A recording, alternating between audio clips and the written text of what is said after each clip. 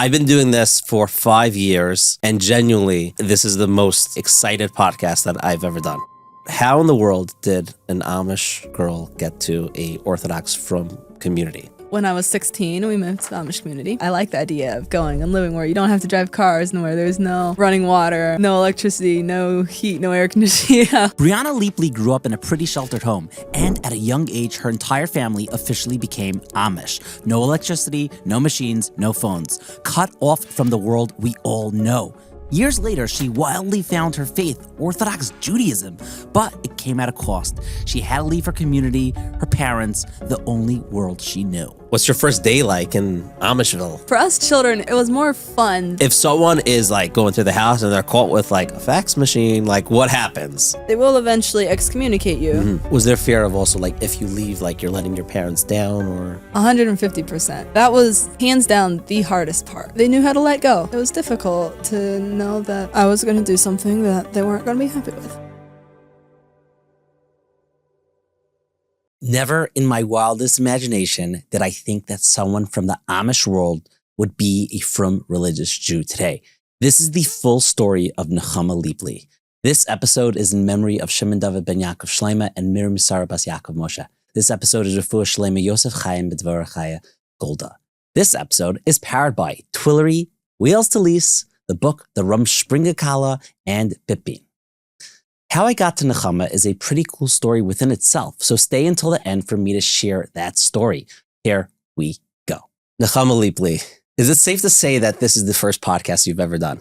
Absolutely. Okay. 100%. Okay. Never done anything like this before. Okay. So we'll take it slow. I've been doing this for 5 years, and genuinely, this is the most, I would say the most, maybe top 3 excited podcasts that I've ever done. No pressure. I know we were talking before and you feel like your story's not so crazy or whatever, it is what it is, but take us through it. How in the world did an Amish girl get to a Orthodox frum community? Well, the short answer is on a Greyhound bus. Okay. Thank you for listening to this podcast. That's it. We have no questions. Okay, fine. So take us through the long story of it. You want it from the beginning, from when I was born? Or? Yeah, take us through. And also, like, I personally don't know so much about the Amish world. And I know as like an Orthodox Jew, you know, we're compared to Amish here and there, although major differences. So I kind of want to go through it. Yeah. Okay. So to start with, I wasn't raised Amish to begin with. Like my parents, they were regular Christians. Their parents, they're like Baptists, you know, regular Americans. That's how they grew up.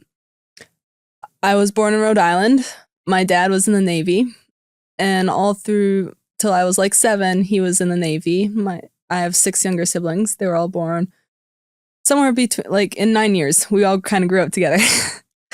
When I was young, we moved up and down the East Coast because Dad was in the Navy. You know, different houses. We kept moving all the time. Like being 3 years in a house, that was a long time for us. Oh, wow.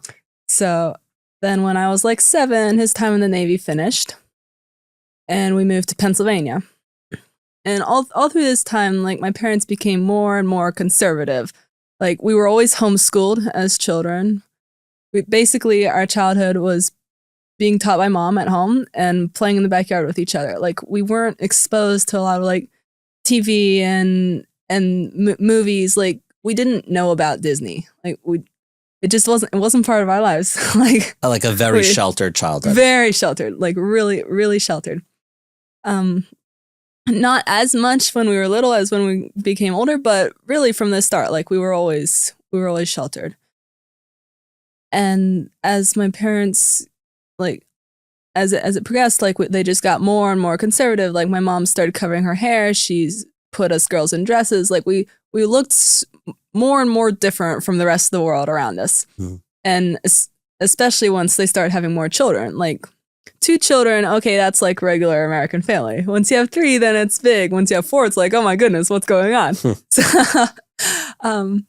So like they became more and more isolated from the regular world. Just was something happening? Were they like following a certain kind of preacher, or just naturally they were? they're seekers. Like they want to understand what God wants them to do, and they've always been seekers. Mhm. And I can't speak for them. I can't tell their story. It's their story. I can tell how their story affected me, Sure. but I can't really say. That's I fair. can't really say, like, I don't want to speak for them. It's their story to tell. But when we got to Pennsylvania, they started becoming more interested in like some Jewish traditions. Not because they wanted to convert. Like they're totally Christians. They're totally happy being Christians. It's what they believe. But there were things about some of the Jewish traditions that spoke to them. So they started, like lighting candles Friday evening, having a Pesach Seder, building a sukkah, lighting Hanukkah candles, as children dressed up on Purim, different things that they wanted to integrate into our family. And I don't know. For me, it was like almost like they threw a match on a bonfire that was inside me, just waiting to be lit. Like I was obsessed with it. Like I loved it. Everything that had to do with being Jewish or with Israel or anything, like it meant so much to me. Like I remember as a kid, a 7-year-old, like I'd go to my mom in tears, like, Mom, we have to be Jewish. Like I have to be Jewish. There's no way that I can't be Jewish. Don't we have any Jewish blood anywhere? Like we have to. And they looked and we didn't have. Mm. And I wanted to go to Israel so bad. My mom made me a toy passport. Like she took regular paper, put blue construction paper over top of it. She drew a visa in it, like fake stamp for Israel. It was like my treasured possession. That and my Tanakh, because my dad taught me to read Hebrew as a kid. I've been reading Hebrew since I was 7. Like not a tremendous amount, but like I knew when I came to Brooklyn, like I knew how to pick up a siddur and read the words that were in it. Oh, convenient. I didn't know all the words, Right? But I could read it. Like I could sound it out. Yeah, I'm interrupting. I apologize, but I have a trillion questions. The fact that your parents were like bringing on these Jewish customs was, did you ever hear it from the outside sources, maybe other family or friends that like explaining or finding it weird, or maybe from within your family, like what's going on over here? Like this is not necessarily the norm, at least for that culture. Yeah, I mean, it wasn't the norm, but also gotta remember, like I was a 7-year-old kid. Like Right. I wasn't like what other people were saying wasn't affecting me so Right, much. right. I didn't care. Yeah, what I guess what they're Like- doing to you was like, this is life. This is normal. Like I enjoyed it. Like yeah, when you're a kid, you only pick up on a certain amount of stuff. Like whatever, you're not necessarily seeing as big of a picture as you see when you're an adult. Right. Okay, I interrupted you. So what? So okay, you had this treasure passport that your mother made you. That and my you learned Tanakh, Hebrew. and I learned Yeah. Hebrew, and like I was obsessed. Like the hill in our backyard, I named it Mount Zion. Oh, like gosh. I was like, when you think of a kid who has a dream, like I wanted to be Jewish. I wanted to go to Israel, and we moved from Pennsylvania. We went to Tennessee. The last of my siblings were born in Tennessee, and we kept. My parents kept celebrating Jewish traditions, like to some extent, like definitely not everything at all, but like whatever spoke to them. Until I was 14, so from like 7 to 14. And when I was 14, they decided that they were going to start visiting an Amish community and see if we could move there, because like. By that time, we were so isolated. We were on like our own little family island. We didn't have a whole lot of friends. We didn't really have fellowship. We were all alone. Like I said, homeschooled, playing in the backyard with my siblings. Like that was growing up, and it was a great childhood. Really, it really was. But they wanted to have more of a community. So they were looking to see like where can we go where we can actually have friends. People we can fellowship with, and they thought the Amish might be the answer, because they liked the plain lifestyle. They liked a lot of the values, and they started looking into that. And for me, I was Well, on the one hand, I was a teenager and I wanted to belong myself too. Like I liked the idea of having a community where I felt like I could belong. I'd always wanted to feel like I belonged somewhere, like, you know, growing up. Like I grew up feeling alone a lot, which was it was mostly because of who I am, like personality or whatever. But it was like I always wanted friends, and so the idea of possibly having friends was a nice idea. And also, like I didn't enjoy technology growing up either. So like I was an outdoor girl. Like I'd spend hours outside watching birds or writing or drawing or whatever. So the idea of going to a farm and living without electricity, like to me it was like, this is like so great. This is so awesome. Like this is like, I want this. I don't want to live in a world where there's so much technology. Like I like the idea of going and living where you don't have to drive cars and where there's no running water and where there's no electricity, no heat, no air conditioning. Like it was appealing to me. To me, that sounds fun for like a day, but like for a life, oh my God. I'm not an outdoors kind of person, as you could tell. Okay, so you're excited about it. I was excited, and I realized that when we moved, we'd have to stop keeping Jewish traditions. I realized that, but you know, I decided, you know, like I made myself believe, okay, I don't care, because I wanted to move. Like I wanted to belong. I wanted to live without technology. So I decided, you know what, I don't care. Like I'll forget about it. I'll make myself forget. Like it's okay. It doesn't bother me, type of thing. So we moved when I was 16. We moved to the Amish community. What year is this? This was winter of 2017. Okay. Was when we moved. And you, where is this the community located? Kentucky. Kentucky. Okay. Kentucky, just over the border from Tennessee, out in the middle of nowhere. Like if you don't know about, like you would never hear about it. Like people tend to ask me, like, how is there Amish in Kentucky? Like we thought there was Amish in Pennsylvania. There's Amish in Ohio. I'm like, yeah, there's a lot of Amish in Pennsylvania. There's a lot of Amish in Ohio.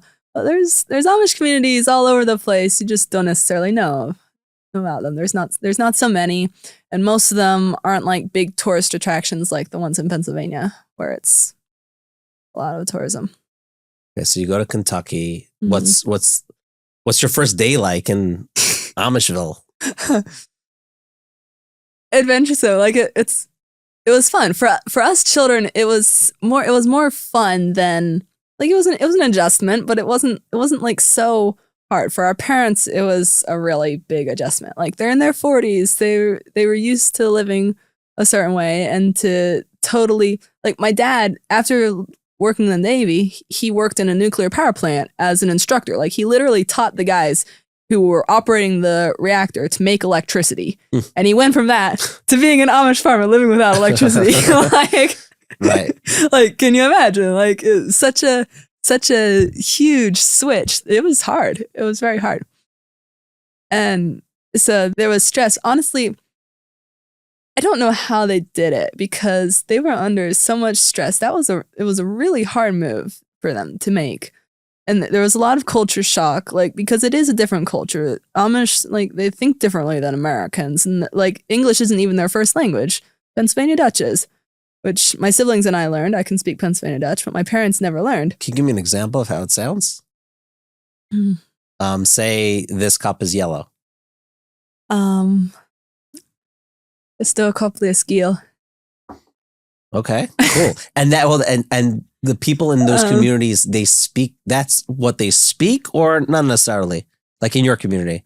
Yeah, they speak it. It's like there's variations between different communities. But yeah, like they speak it, and there's a lot of English words that get mixed in. It's not really a complete language anymore, and it's also not a written language, which makes it a little difficult to learn.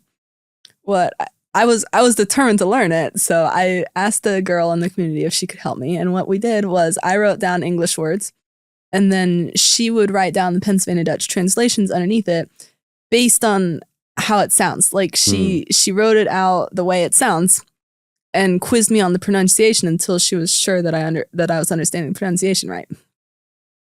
And that was how I learned it. Like I just memorized a sheet of words, brought it home, and taught my siblings. And that was how we learned. I will say though, it's been a while since I was like speaking Pennsylvania Dutch all the time. So Right. I wouldn't consider myself as fluent in it as I used to be. I know 100%. Like when I got back from Israel, not that I knew Hebrew well, but I was just so much more used to it. And like 3 months after, like I was trying to say, I'm like, you just lose it. It's not as familiar. It becomes harder to think of the right words. Right. You know the words are in your brain somewhere, but it gets harder to pull them out. I hear that. Okay, so the transition for your parents was harder because they're more rooted in just their life, and they were in their 40s, and we were in our teenagers and kids. And kids. Yeah, so it was a lot different from our point of view than from their point of view. Socially, for you, how was that difference?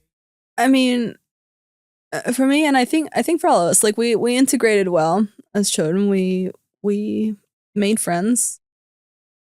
We made friends. It didn't take so long. Okay, that's great. I mean, it sounds like from before you didn't really have that many friends between we didn't really but we were all of a sudden in the middle of a bunch of people our age, and there were challenges sometimes. Me personally, like I say I had friends, and I did have friends. Was it what I wanted? We still felt like an outsider. I was like me personally, like I felt alone. Like I was always looking, like I was searching to belong in a way that I just never felt like I belonged. Mm. So I'd say, yeah, I have friends. I have a lot of friends. Like all the girls in the community are my friends, and I acted that way, and I felt that way to some extent. But like I still felt alone. Like I didn't really have the relationships I wanted, the relationships I needed. Like I was looking for something I didn't know how to find. And okay, we'll get more into that, but from a like superficial level, like you wore, again, I don't even know the garb that they wear, but like how did that look and go? I mean, it was just clothes. Like I'm not the sort of person who cares about looking nice, looking pretty per se. Like so for me, like it wasn't like transitioning. Like I imagine for a lot of girls transitioning to wearing the sort of clothes that I wore, like it would be an adjustment. But for me, like I never really had a lot of clothes, and I never cared if they looked nice. just me personally, like I liked being outside. I'd sit on the ground. I didn't mind if my clothes got dirty. Like that was just the way I lived. So wearing plain clothes wasn't hard for me. And the adjustment to no electricity, how was that? I mean, because at the end of the day, like you grew up in a house that you have a light. You had a light where the light switch on. You have a lamp, a fire lamp. I don't know how it works. I mean, during the day, you didn't need light because there were windows in the house. Like right. there was enough natural lighting in the house. You didn't need. And then at night, there's lamps. We did use flashlights. We did have that. Wait a second. Hold on. Batteries. You're allowed to use batteries? They let in our community. They let you use batteries for flashlights and headlamps. Like that's like someone who's like super like trying to become like from, and they're like, we use TV on Shabbos, but we don't. Like wait a second, okay, got it. So you're allowed to. Every community is different. There are communities that don't. Right. That don't. But ours, yeah, they did. Got it. I'm just like, imagine, could you use a battery for everything then technically? Like have like lights with batteries in it. Interesting. Okay. And something you told me prior, because I was, I know this concept of, if you could explain it, because I know it doesn't exist in the community you're at, but Rumspringa? Yeah, so some communities do. And like I said, like Am I I saying it can't properly? Rumspringa. Okay. I can't really speak for the ones who do because I never lived in one that did. Mhm. I don't really know what it's like. I've heard about it. Well, what That's is a- it? It's you get to leave for a year at 18. You probably know better than maybe not actually. I don't know. Maybe if so, I don't know. I mean, there's some concept of when your kid's a teenager, you let they have more leeway to try things out or whatever. Mhm. I don't know. Like I assume for every community, the way that they go about it is a little bit different. Mhm. I don't know. Like I said, like I can't really speak for the ones that do it because the community where I live, it wasn't a thing at all. Like it wasn't something that they did. What are the most common? What's the most interesting things that happened in your community that I guess like that I don't even know to ask? Like I know the no electricity part, but like I don't even know like how does it work? Like everyone has their own job. I don't know. I mean, everyone has to do something to make money. Mhm. Like you have to bring money into the community somehow. So the market was a big way of making money. A lot of people grew produce to sell. That's what my dad did. He grew sweet potatoes, an awful lot of sweet potatoes to sell. Like I'm saying tons, like literally tons. You plant them, water them, weed them, harvest them, haul them down to the market, wash them up, get them ready to sell. A lot of work, but it was good. And you kids were a part of that business? 100%. Okay. Oh yeah. Well, Like, what did you personally have to do for those? I helped with pretty much everything. every step. Right. There were some steps that I helped more with than others. But like from the beginning, you'd start like sweet potatoes, you don't grow them from seeds. You grow them from slips that come off of the potato. So in the early spring, we'd put potatoes in pits in our greenhouse, and they'd send up a whole bunch of slips. And when it was time to plant it out in the field, you'd take the slips off the potatoes. It'd basically be a plant, like growing on the potato. It'd have roots. It'd have a shoot with leaves. You'd break it off the potato, and you'd put them in the bucket of water, take them out to the field, and go down the rows, planting the slips in. And then you'd have to water them. And a lot of the watering, like we'd haul buckets out. And a lot of it we did by hand, like just going down the rows, watering plant after plant after plant. It was nice if we could get them planted right before it rained, or even in the middle of raining. Like if it was starting to rain, we'd be like, oh, now's the time to plant sweet potatoes. Like we should go out and plant right now, because it's a lot of work watering. Like the watering it's a big job. And if we can get it so that they get their first initial water by rain, then it's so much easier for us. At the time of recording this, we just said the bracha for Geshem yesterday, and like I'm sure you have a stronger appreciation for rain than the average. Rain is important. Rain means something. Yeah. Wow. Yeah. If you don't have rain, then you're in trouble. Which, I mean, it's true. We're farther removed from it here in the city because, like, all our food comes our door. Basically, what I need rain? I have water in the supermarket. But people don't realize, like, the food that's in the supermarket, it still comes, like, right. Somebody is depending on the rain for that food. Right. If you don't have the rain, eventually you're gonna feel it. The people in the city, like, they're gonna feel it eventually.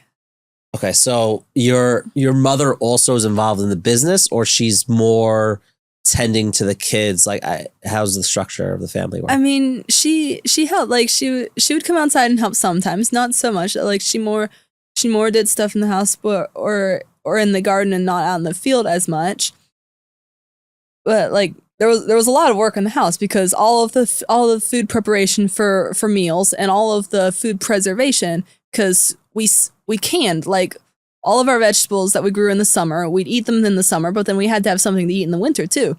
So all the excess produce from the summertime, we'd bring it into the house, we'd process it, we'd stick them in cans, we'd cook them, we'd preserve it, we'd dry our fruits, like our berries, apples, whatever, we'd dry. We made applesauce too. Like, there was an awful lot of work having to be done in the house, and also our laundry we did by hand. You know, like basically scrubbing our clothes in tubs of water and hanging them out to dry. And we sewed all our own clothes. So there was a lot of work around the house to do. Did you again? I anyone listening, you can make fun of me in the comments. It's fine because I don't know how this works, and I don't feel bad to sound stupid. Did you have hot showers? Is that even a thing?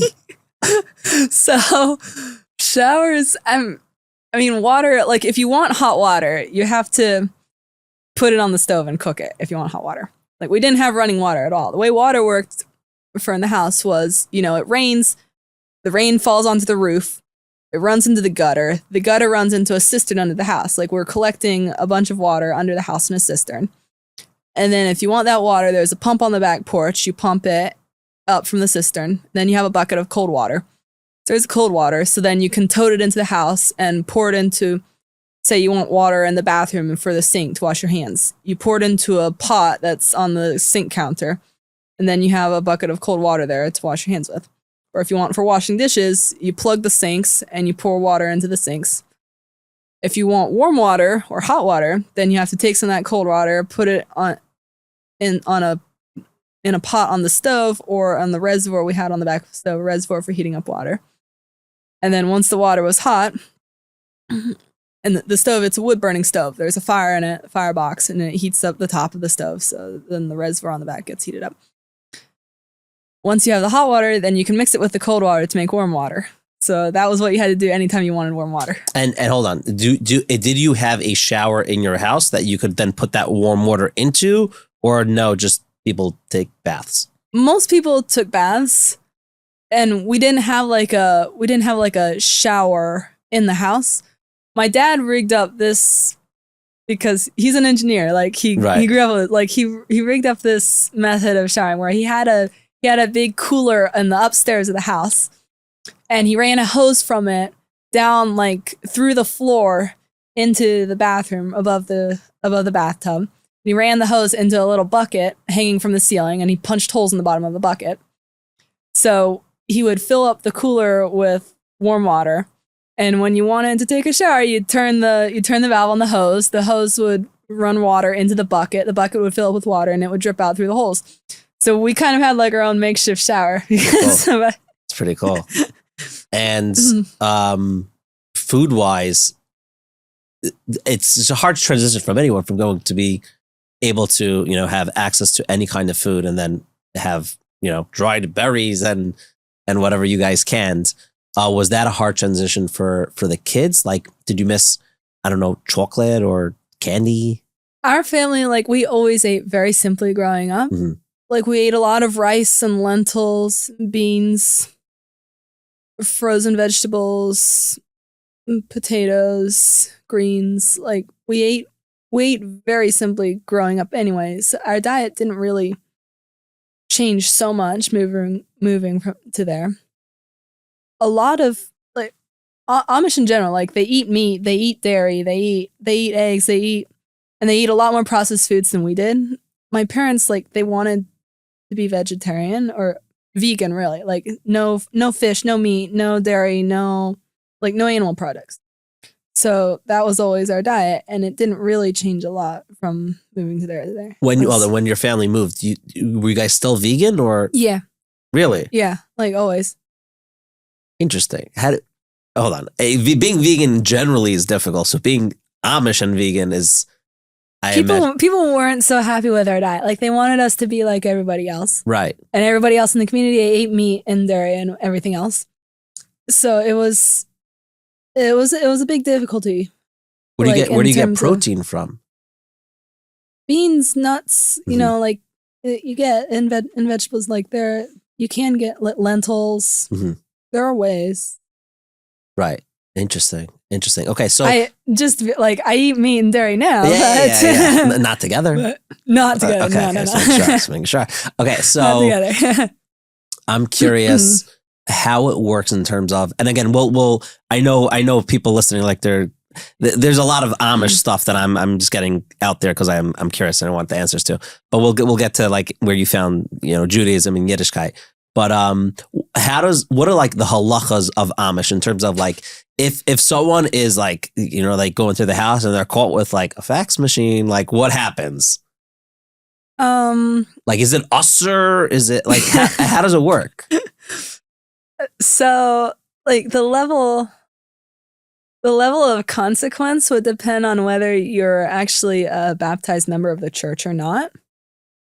If you are a baptized member of the church, then depending on what you do, like depending how far you go, how much you transgress, like they will eventually excommunicate you. Mhm.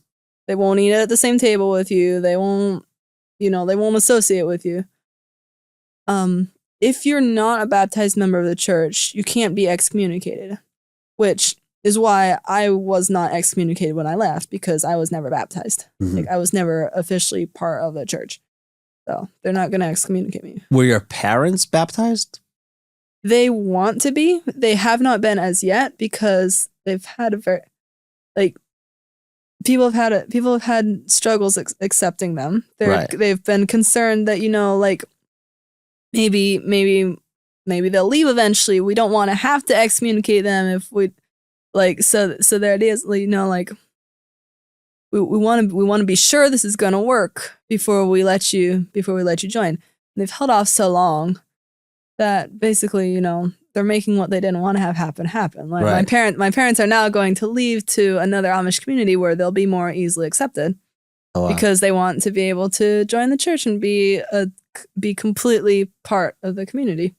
We are just getting warmed up, but first, everyone's talking about stretch suits. But here's the problem. Most of them don't actually stretch well or last more than a season. You're likely wasting your money with a cheaper option. Yes, it's cheaper because it's cheaper. And that's where Twillory comes in. They perfected the art of comfort and style in one suit. I've literally had mine for years, and it still looks like the day that I bought the suit. These suits move with you, feel incredible all day, and keep their shape no matter what. And now they've released the brand new double-breasted stretch suit that brings the classic powerful look without sacrificing comfort. Trust me, once you wear a Twillory suit, you won't want anything else. So go to Twillory.com and use our code word INSPIRE20 for 20% off your entire order. Yes, that's INSPIRE20 for 20% off your entire order on Twillory.com.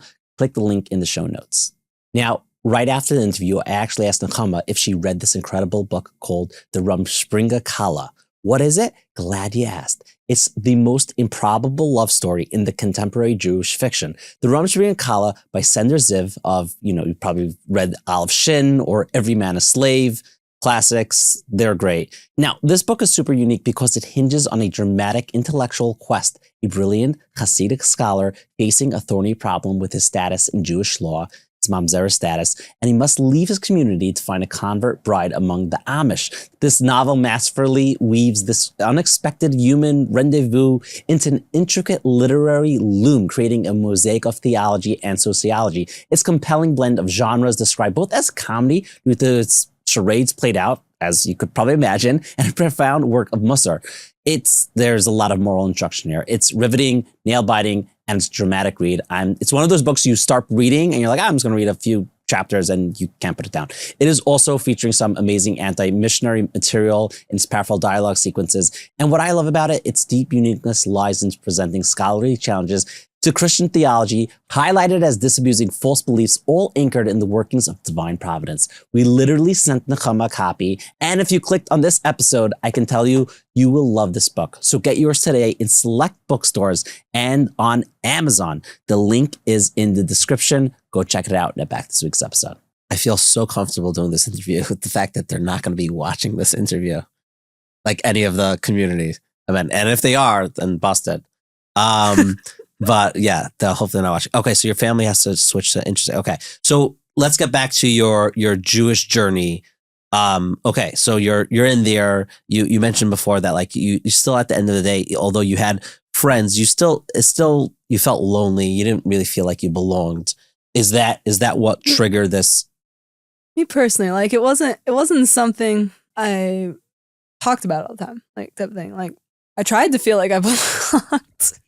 And like I said, like I liked it there. There, like I liked the life. I liked the farm. There was a lot I liked about it. But I came to the point when I was like 20 that I decided, you know what? I can't stay here forever. Like I need more than I'm ever going to find here. I don't necessarily know what I'm going, like how I'm going to find what I need, but I can't stay here. Like it's not gonna work. I have to leave, and it's gonna be hard. Like I can't, like the decision to leave, it was crazy hard. Like it was so hard. What's the other side of it? Like, what's the reason not to leave? Reason not to leave? Everything I knew was there. Like it was my family that I'd grown up with. It was the community that I had spent 5 years in. I didn't have, and I didn't know anything about the outside world. Like literally, I didn't know how to make a phone call. I didn't know how to do anything. Even before we moved to the Amish community, even the amount of technology that we did have in the house, I was resistant to using because I I said, like I was an outdoors kid. I didn't care for it. Like if I had a choice, I would always be reading a book rather than working on the computer. Mm-hmm. Like that was just me. So I really didn't know much about the outside world. I didn't know how to get along in it, and I'd never really wanted to. So the idea of, okay, I'm going to leave, I'm going to go out into a world that I don't know anything about, and I'm going to have to figure out how to survive in it. Like it was very daunting. And the idea of leaving everyone I knew, and I had no clue how I was gonna make it. Was there fear of also like if you leave, like you're letting your parents down or 100%, 150%. In fact, that was hands down the hardest part. I mean, they were my parents. They raised me. They wanted me to stay. They had hopes and dreams for me. I didn't want to let them down. I didn't want to hurt them. And yes, they always love me. They always will love me. But, like, it was hard for me to do something that I knew they weren't happy with. Even though they weren't like they're good parents. Like they're like, we don't necessarily agree with what you're doing, but you're an adult and we're not gonna stop you. We want what's best for you. You can, like, we're gonna let you go. Like they knew how to let go. And I give them a lot of credit for that. It was difficult to know that I was going to do something that they weren't going to be happy with. Okay, so that's at 20. Yeah, at 20. I did not leave after my 21st birthday because, at 21, you're a legal adult and you can leave and go find your own life. Like, that was when my dad was like, you can go, whatever it is you want to do, you can go do. So I called my uncle and aunt, my mom's brother in Raleigh, North Carolina. Like all the rest of my extended family, they're like regular Americans. And it was difficult for them that my parents became Amish and left the family. So I called them with help using the phone and asked them, could I come and stay with them for a while and until I figured out how to survive in the outside world. And they were like, yeah, 100%, come. We'll come pick you up. Like we want you to come. Which I was thankful for their help, because if it wasn't for them teaching me, I couldn't have done it on my own. Like I needed someone helping me. Like, I was so clueless. They picked me up and they took me to their house. And like the next morning, like waking up in Raleigh, it was like moving from Earth to Mars. Like the culture shock, it was incredible. I've done a lot of different things. I've been in a lot of different places. But that was really hard. I felt like my brain was working a million miles an hour just to process, like, like things that people consider regular life, like jumping in a car every day and going places. It was like, it was so different. Like even walking into the kitchen and the faucet turns on, or the washing machine, you just push a button and wash your clothes, or there's light switches everywhere, or the toilet flushes, or, like, it was so different. Everything was so different. And being in, like, always going out and doing things, going out of the house, going around the city, going shopping, going ice skating, going to the park, going to church, like, and the church, it's like a big building with a lot of music and big crowds. The first time they took me to church, I tried so hard to, like, hold myself together, be okay. But by the end, I was in tears. Like I was in real physical pain. It was just so much stimulation. Like I don't even know how to say it. And it sounds crazy because, like from living in a city all your life and it's all then it's like, well, why would that be so challenging? But like literally, like when you're coming from the middle of nowhere off a farm and it's like a lot. When we went home, I went up to my room and I pulled the covers over my head. Like I didn't want to think anymore. Like I was just so done. I was so tired. And that was like, there was a long adjustment period. Like it was several months of feeling like I was in shock and figuring out how to use a phone, how to get along. And like, I got my first job, figuring out how to go places and how to shop in a store, how to pay for things, how to with a credit card or whatever. Like everything, it was using a computer. It was just a lot of adjustments. Like, and there is one story that I always tell people, Sure. just to illustrate how, like, to illustrate the culture shock, really. When I went for orientation for my first job in Raleigh, I stopped at the front desk for instructions on how to get up to the room where the orientation was going to be held. They told me, you go right, go left, take the elevator, go up to the second floor, and then you'll be in the room where the orientation is. And I'm nodding and smiling. I'm like, okay, great. And I'm thinking, all that is fine, except I have no idea how to use an elevator. Like, I've never like, I know what an elevator is, but I've never had to get in an elevator and use it myself. So I don't know what I'm doing. And I absolutely am not going to ask these people who just hired me how to use an elevator, because they're going to think I'm a moron. They're going to think I'm an alien from Mars. I can't do this. You're like, I'm very qualified for the job. But one question right, first. Right. This device that gets me up the stairs without the stairs. Yeah. Right. It's like I have to make a good impression here. Like I can't let them know how much I don't know. So I just nodded. I was like, okay, thank you very much. And I took the turns. I found the elevator, and then I was standing in front of the elevator like, okay, how does this thing open? And I thought, I have seen doors before that are automatic doors where you just walk up to it and it opens. Maybe an elevator door works that way too. Like, might as well try. So I walk up to the elevator door. I touch it. Nothing happens. I'm like, okay, shucks, that didn't work. It's gotta be. The next thing I did, it was like really silly. I walked up to the door and I knocked on it. Like every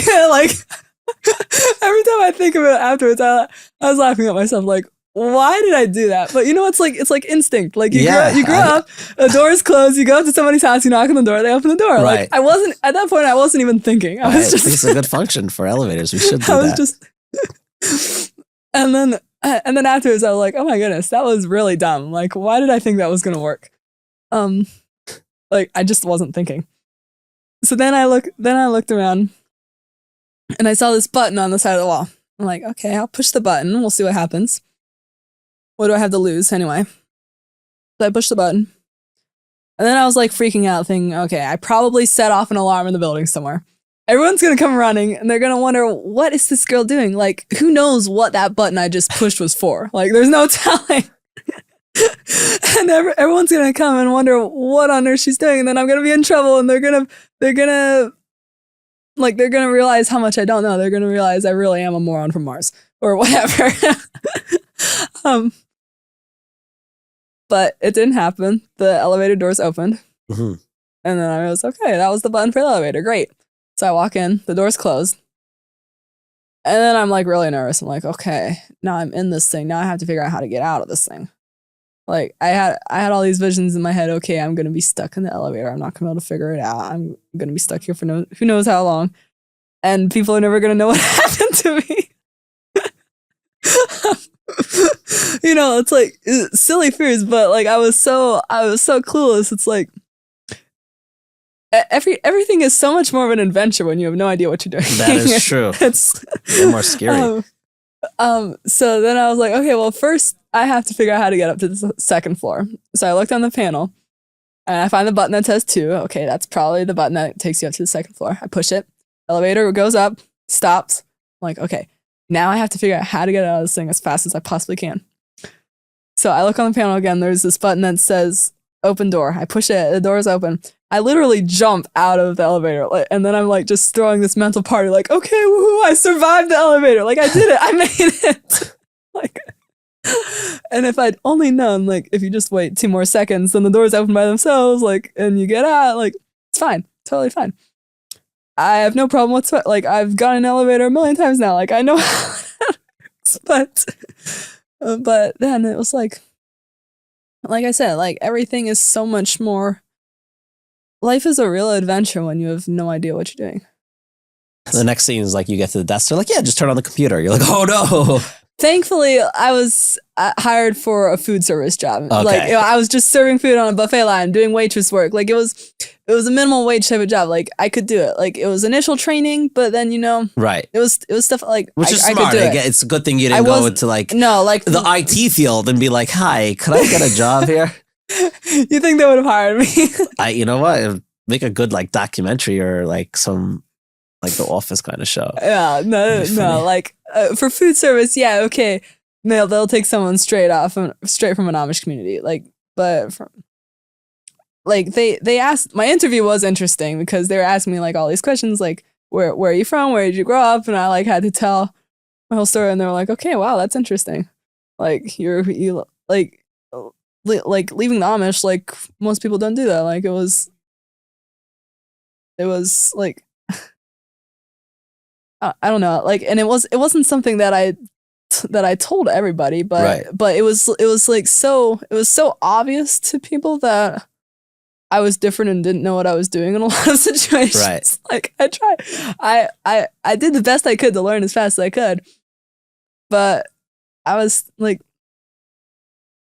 I wasn't like your regular high school kid getting a minimum wage job. Yeah, so I can imagine. I can imagine. So as you're adapting to the world, where does where's the spark rekindled to follow Judaism?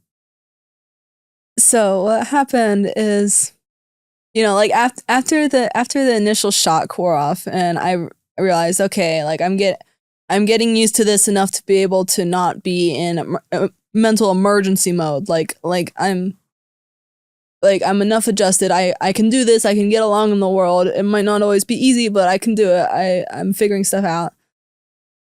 Then like I started to feel like really restless. Like, okay, I'm out here. What am I here for? Like, what am I really going to do with my life? Like, am I really going to just be a regular American, go to the same kind of college as everyone else goes? Like, really? That's really what I want? Like, I just felt so restless.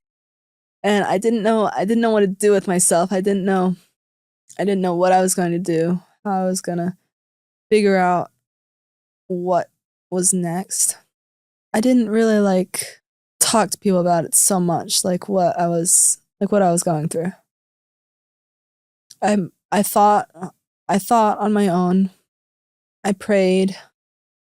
I wrestled with it, like what am I doing here? And I didn't find any clarity for like weeks, months. And then October 7th came because it was I went to stay with my uncle and aunt in November 2022. So the next year was October 2023, October 7th. And like I wasn't on the news all the time. I didn't realize right away how horrible it was. But I heard bits and pieces, and I knew Israel was in a really rough spot. Like I knew they were having a really hard time.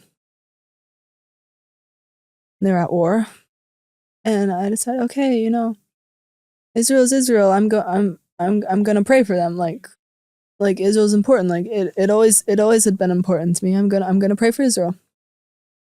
So I was upstairs in my bedroom praying, and all of a sudden, as I was praying, like it was like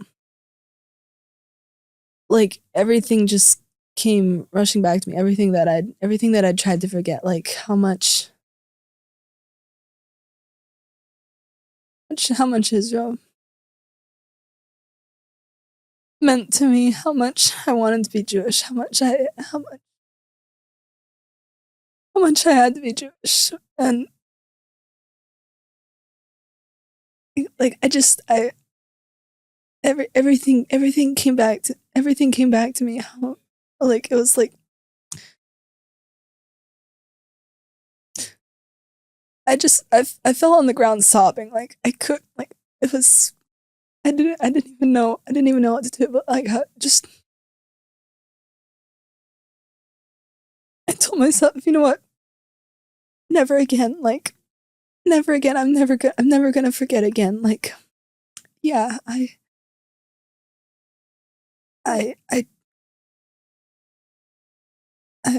an adult now. I'm gonna do whatever it takes. I'm gonna find Jews. I'm gonna get to Israel. Like I know what I have to do.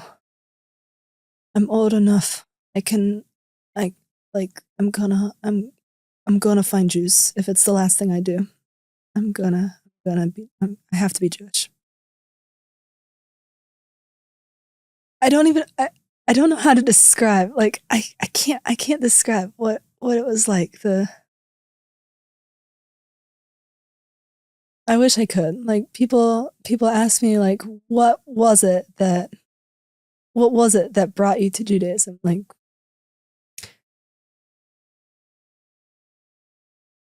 I tell them, yeah, my parents, they kept these traditions when I was younger. I tell them, October 7th made a big impression. Like, and they're like, but like, what was it really? I'm like, I don't know what to say. Like, I wanted it. Like, it was inside me. Like, I grew up with the desire since I was a kid. I don't really have a good logical explanation for it that I can just spit out and tell people. Like it meant the world to me in a way I can't really. There's not like a simple cut and dry explanation for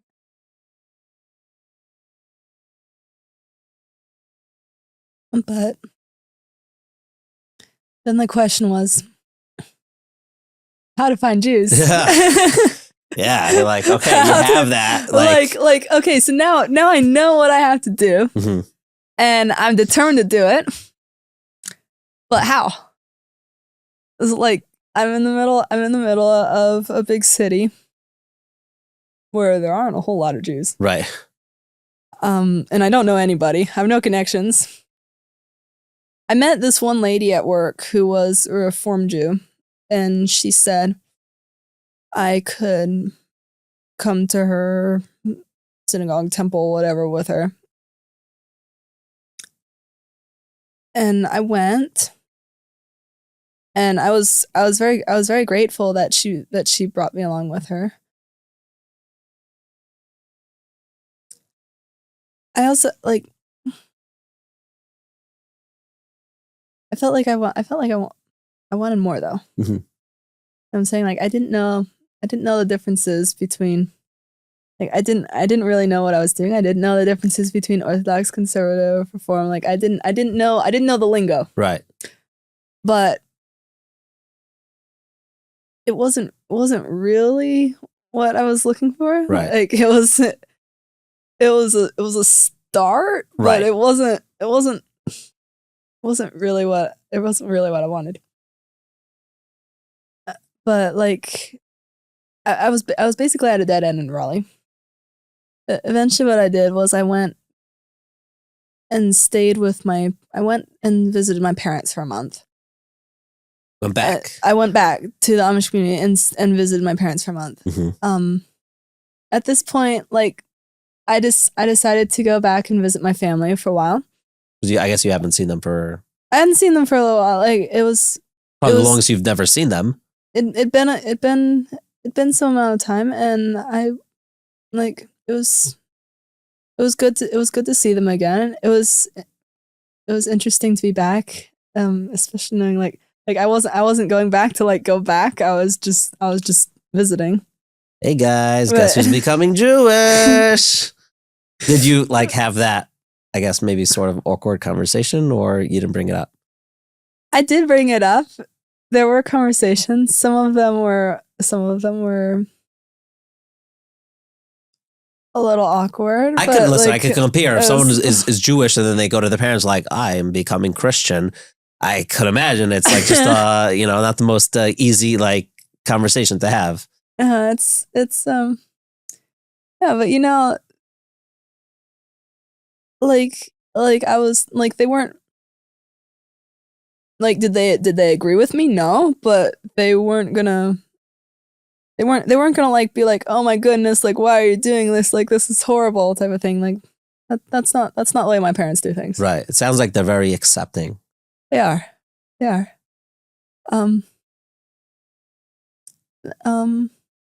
So I was with them. I had my cell phone with me, and I was trying to figure out where, like, what am I doing next? Like, how am I going to find Jews? I didn't have any connections. I didn't know what I was doing. At this point, I knew how to use a cell phone, kind of. Like, I knew how to do a lot of things. I didn't, but I still felt like I wasn't really in my comfort zone type of thing. And I was trying to research, like, okay, where can I find the most Jews? Like, of course, Brooklyn, New York comes up. Oh, wow. It's either like Brooklyn or Jerusalem, right? Like it's so then I was like, okay, how do I get to Brooklyn, New York? Being a like 22-year-old kid from an Amish community, doesn't have a whole lot of money. Like I can't just drop myself in the middle of New York City with nothing, not knowing anybody and no place to stay and nothing at all. Like I can't do that. I might not be like I might be willing to take risks and do adventures at some point. Like I have to. Like this is like it's my life, my whole like what isn't an adventure, but at some point you have to draw the line. Like you can't just drop yourself in the middle of New York City. Like that doesn't work. So I was like looking like how can I find like a job? Can I find a place to stay? Anything that will get me there so that I can meet people, so I can make connections, so I can have help converting. And I didn't know how to find it. I didn't know what I was looking for. I searched and searched and just nothing really came up. And I was like getting desperate. Like, what on earth am I going to do? Also, you're probably also not that good at Googling stuff. You know what I mean? I'm not the greatest. Like, in your defense, you never really did it. So now you're becoming this online researcher. It's not really going to be so easy. So like I'm way out of my comfort zone, overwhelmed type of thing. Right.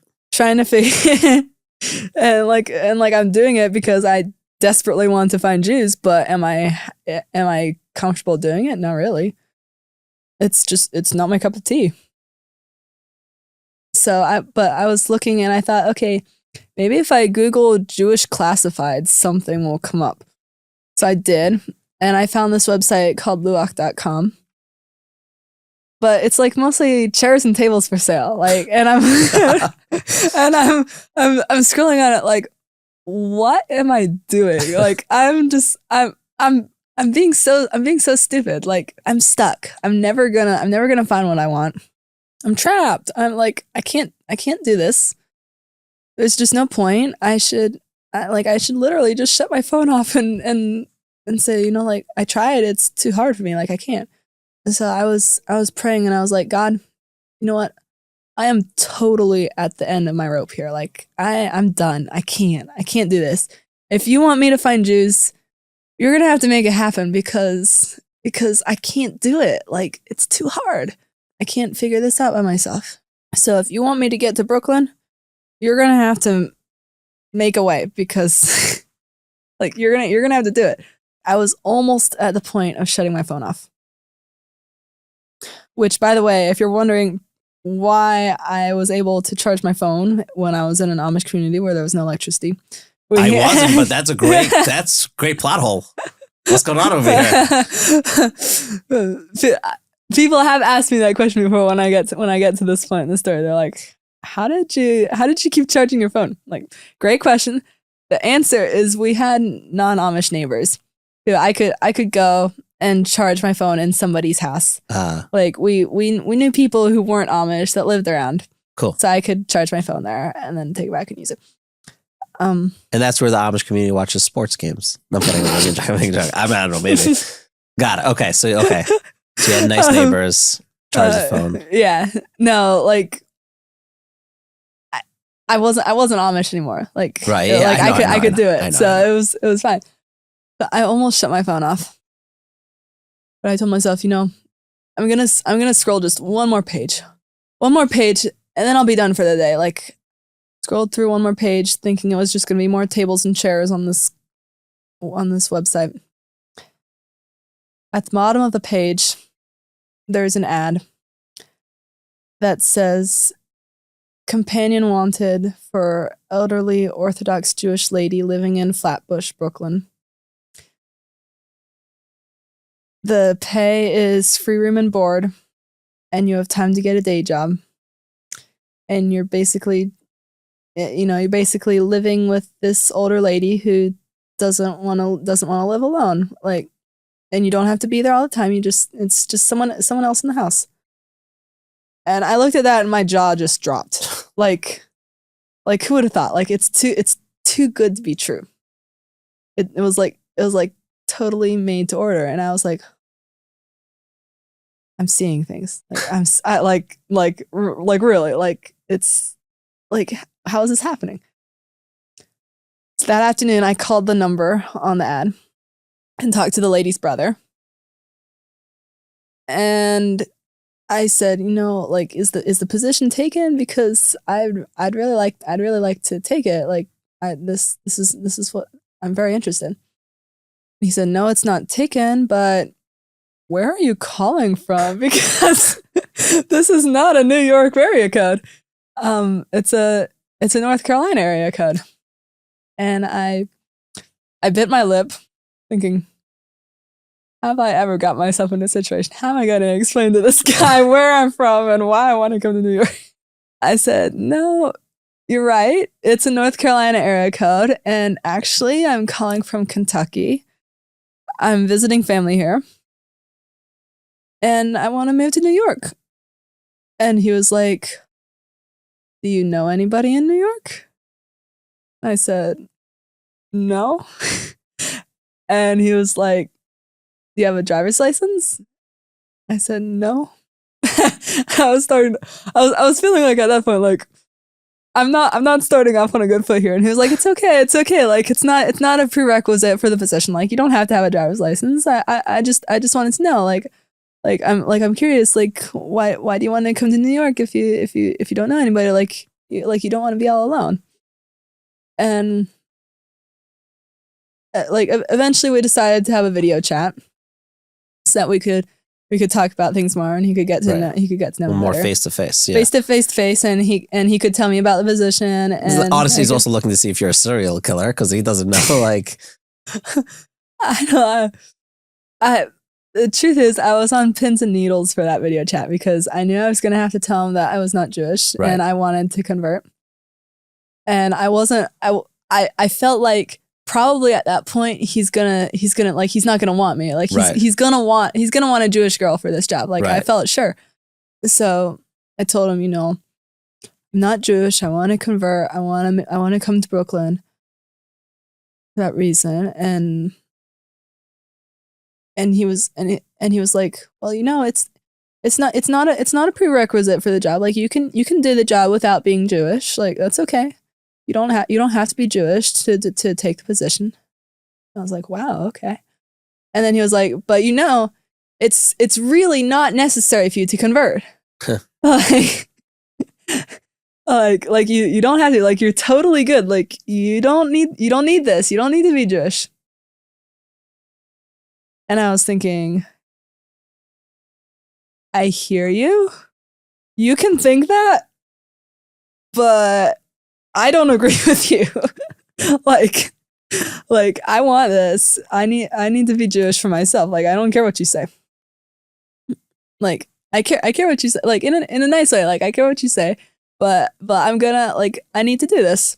I didn't say all that out loud. I was like, okay, but I want to anyway, And he was like, well, we'll see. We'll see. And I thought to myself, yeah, we'll see. We'll see.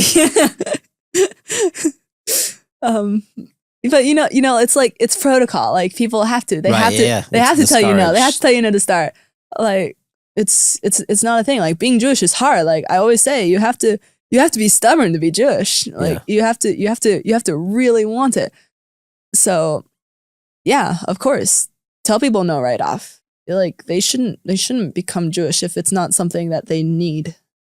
If it's not something that they're willing to work harder for than anything else in the world. Like it's important. It's a big deal. You don't become Jewish just because. Like if you become Jewish, it's because your soul is at Har Sinai and it's where you belong.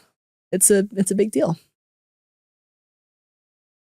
So everyone who told me you don't need this or discouraging a little, it was like they should have done it. They did the right thing. After several days, he sent me a text saying, "Okay, come on up and try the position." And I was so thrilled. I was like this is it's too good to be true. Like look at this. Like God made a way. I'm going to Brooklyn when I didn't know how on earth I was gonna do this. And that's where the Greyhound comes in. Not yet. Oh, okay. Not yet. I mean, at first, I figured I would take just a regular car. Like I'd hire someone to drive me up there, like a 13-hour drive. And I didn't want to fly. Could you even fly? Did you even have? I don't even know. I had the documentation that was required. Like I could have flown if I wanted to, but I decided, I think I'll just take a car. Transparently, were you scared to fly? No. Okay. I had flown, like while I was in Raleigh, I'd flown once before to someone I knew in Tennessee. They were getting married and they invited me. So I took a plane by myself from Raleigh to like Knoxville. It was the first time I'd flown. What was that like? Like everything else, it was an adventure. Got it, like, okay. Every single step, it was like I was doing new things all the time. Like it was. Yeah. Okay. Fine. So but yeah, it was definitely an adventure. For it was going very interesting. to Brooklyn, and this is in Flatbush in Brooklyn. Yeah, this is in Flatbush. So gonna go to Flatbush. You were going to hire a driver. I was gonna hire a driver to drive me from the Amish community all the way up north to Brooklyn, New York. I did. I packed my stuff up. And I got in the car, said goodbye to my family, got in the car, and we start down the road. And partway down the highway, like we're just outside of Knoxville. Like we really barely started on the trip. It's a long way. Like yeah, I think it was like 13 hours. So we'd gotten maybe like 1 or 2 hours into the trip on the highway. All of a sudden, his vehicle breaks down. Oh gosh. And he gets out and he tries to figure out what's going on with it. Finally, he comes back and he tells me, you know what? I'm really sorry, but you're going to have to figure out another way to get to New York because this thing is going to have to be towed. And I'm like, you're kidding me. Like, you're absolutely kidding. Like, this is not happening. Like, this is not happening to me right now. He was a nice guy and he felt bad about leaving me stranded. Like he had intended to take me to New York. So he was like, you know, if you want, you could come back with me. I'm going to get someone to pick me up and take me home. And if you want, I'll take you back home to your family tomorrow. I thought, no, I can't. Like, this is my chance. This is my chance to get to Brooklyn and find Jews. I'm doing this. Like, there's going to be a way. Like, if I have to walk to Brooklyn, no, I mean, that would be a stretch. Walking to Brooklyn, that would be a really long way. You're like, I'm crazy. I'm not that crazy. But no, I was like, I'm 100%. Like, I'm gonna figure out a way to do this. I'm not turning around and going back. So then I started to think, okay, what public transportation can I take? I'm outside of Knoxville. There's something in Knoxville. There's train, there's plane, there's bus, there's something. So if I can just get a taxi to come out and pick me up and take me to Knoxville, then I'll figure something out. So after a couple of tries, I succeeded in ordering a taxi, calling a taxi to come out for me. And I asked the guy, like, would he be okay with taking most of my stuff back to my family? Because if I'm taking public transportation, I can't really take more than I can lug around with me by myself. Like a suitcase, a backpack, like at most. So I consolidated what I really needed into my suitcase, my backpack, and a little bag. And the rest of the stuff, the guy was really nice and said he'd take back to my family. Taxi comes, get in the taxi, and I ask, what are the public transportation options in Knoxville? And she's like, no train. There aren't trains. You could take either plane or bus. So I look up the plane schedules, and the next plane from New York is like leaving in like 30 minutes, so I won't get there in time. And there aren't any more until the next day, so that would mean I'd have to stay in the airport or in Knoxville somewhere overnight, which I really didn't want to do. So then I looked at the Greyhound bus schedules, and it was 3 o'clock in the afternoon, and the next bus for New York was leaving at like 11 o'clock at night. Oh, I thought, okay, so I'll wait 8 hours at the bus stop. It's not the worst thing that could happen. I could do this. So I get a bus ticket. I get dropped off at the bus station. It's literally just a shack on the side of the road, and it's the middle of February, so it's cold. I find a restaurant nearby, and I sit in the restaurant, and I wait for hours and hours and watch the sunset. You know, like I'm so bored and nervous too. Like I realized there was little, like I was literally totally alone. Like nobody in the world had any clue where I was at the moment. And I didn't know what was going to happen when I got to New York. I didn't know what was going to happen getting to New York. It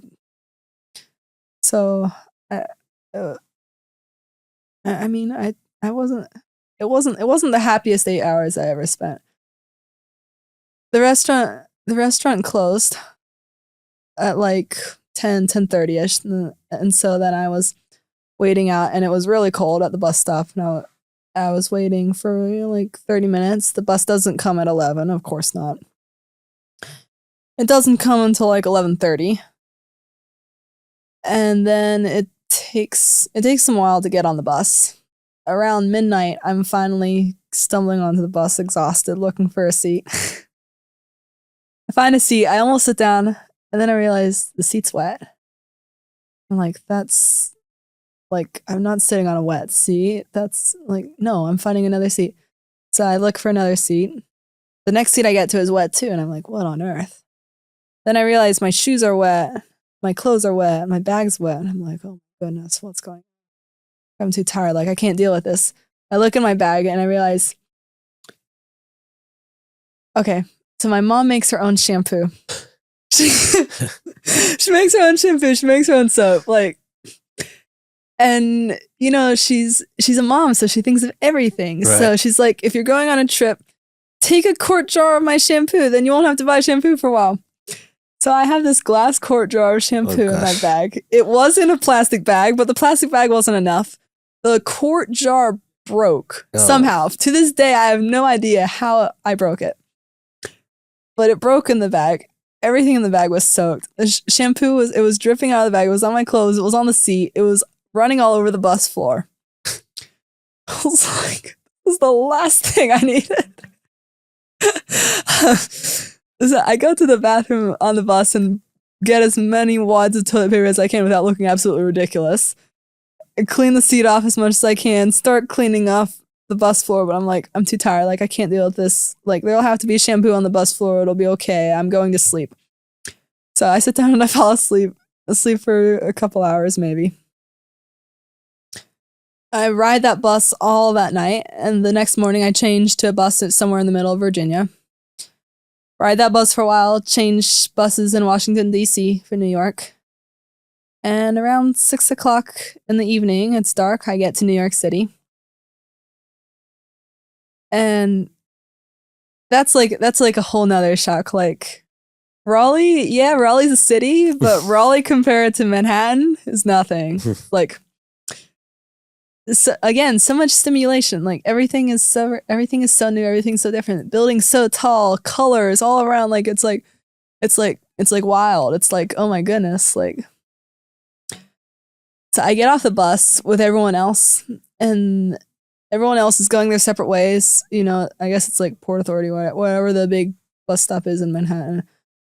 And I'm standing there on the streets of New York City in the dark with my suitcase, and I realize I have no idea where I'm going now. Like, I'm totally lost here, and I don't know how to get to Brooklyn, how to get to the address that I was given. And all the stories that people had told me when I told them that I was going to New York, like, they told me, oh, it's so dangerous there, all these bad things happen, like, you know, people getting shot on the subways, this and that. All the stories come back to my head, and I start feeling like just a little bit worried. And I think, well, at least I should look like I know where I'm going. Like, I might be totally lost, but at least I should start walking. Like, I should at least look like I'm going somewhere. So I start walking, and a yellow taxi comes by, and I wait for it to get it to stop, because I'm like, okay, it's a taxi. Like, I'd seen taxis before. I'd ridden in a taxi before. I knew what a taxi was. But the taxi didn't stop. And so then I was like, oh my goodness, maybe waving for a taxi doesn't work in New York. Like, maybe they have different rules here. To knock on the taxi. Knock on the taxi. Good one. Yeah. No, so then I was like genuinely worried. But the next taxi that came by, I waited for that one too. And that one actually stopped. So I was like, okay, waving still works. Probably the first one was just full and I didn't realize. I get in and I give him the address. And he takes me to Brooklyn. I get, like, if we're driving down Bedford Avenue, I get to the address of the brother of the lady I was going to stay with. Moshe Gottesman was his name, by the way. They're a wonderful family. I'm so grateful for everything that they've helped me so much, and they're just really, really neat people. I'm very, very thankful. And I would not have made it to New York if it wouldn't have been for the ad that he put in the paper. And Wow.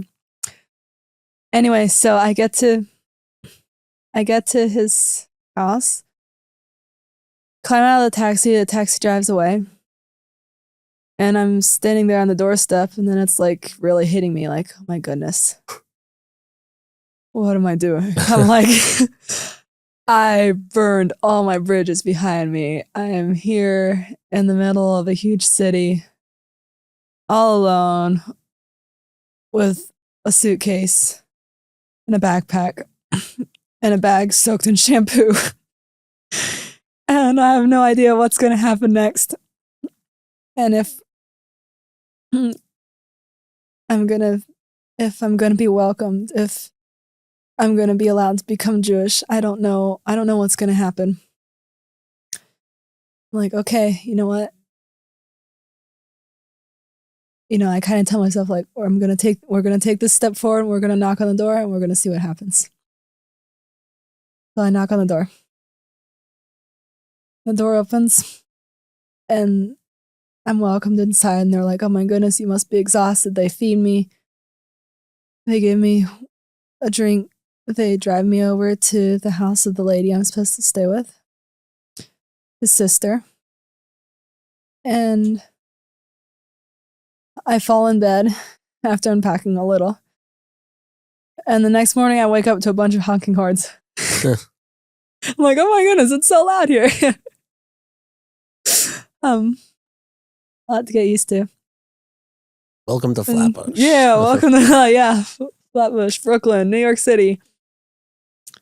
So then I was like on the streets exploring, figuring out where I was, like understanding the streets, figuring out where to go to shop, looking for jobs. Like I'm a big walker. Like I walk everywhere.